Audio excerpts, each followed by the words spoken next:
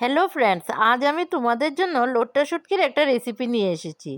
এভাবে লোট্টা শুটকি রান্না করলে খেতে দারুণ লাগে। তাহলে চলো দেখাই রেসিপিটা।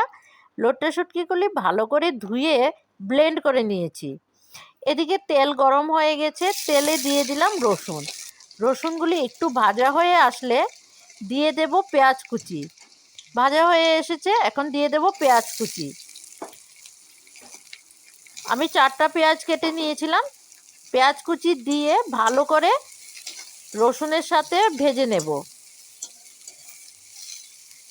সাথে দিয়ে দেব নুন আর হলুদ 1 চামচ, দিয়ে ভালো করে ভেজে নেব।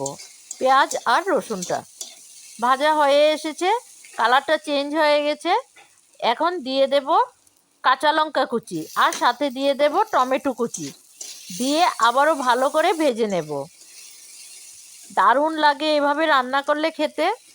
দিয়ে দেব 1 চামচ লাল লঙ্কা গুঁড়া, দিয়ে ভালো করে ভেজে নেব।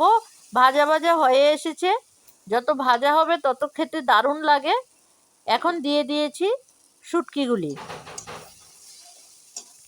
দিয়ে ভালো করে মিশিয়ে নেব।